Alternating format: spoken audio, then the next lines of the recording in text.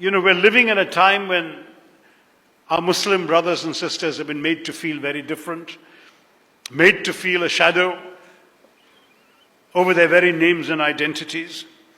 And it's striking. We had 13 presidents.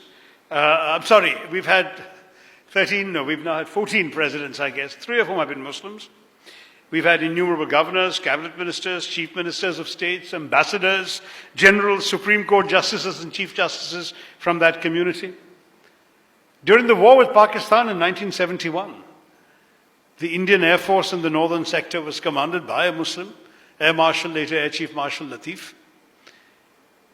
And that's something that our country, the Parambir Chakra was won in 1965 by a Muslim soldier who single-handedly was responsible for one of the great victories of that intense war.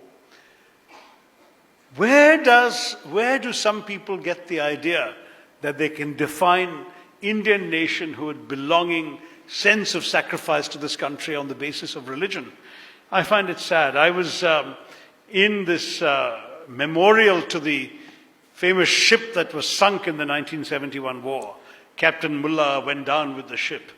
And the name of every single sailor, on that ship is enshrined on this marble slab. And I was reading every name, and there is not one religion in India unrepresented amongst those who gave their lives for our country.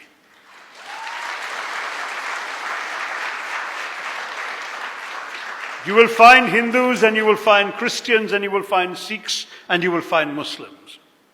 And let me tell you, when you go to the Andaman Islands, to the notorious cellular jail, where the British imprisoned some of our nationalist heroes, and you look at the names on the wall there of those who were imprisoned sometimes for decades, those who died there, again, every religion of India is represented on those names.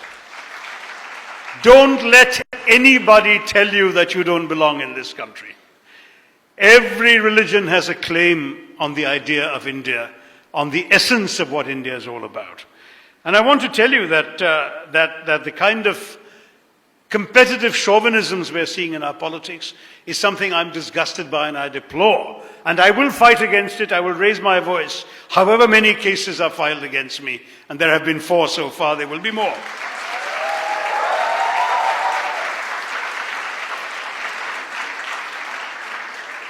I believe to even talk of majority and minority is fundamentally un-Indian.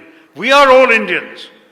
The suggestion that only a Hindu, and that too only a certain kind of Hindu, can be an authentic Indian is an affront to the very premises of Indian nationalism.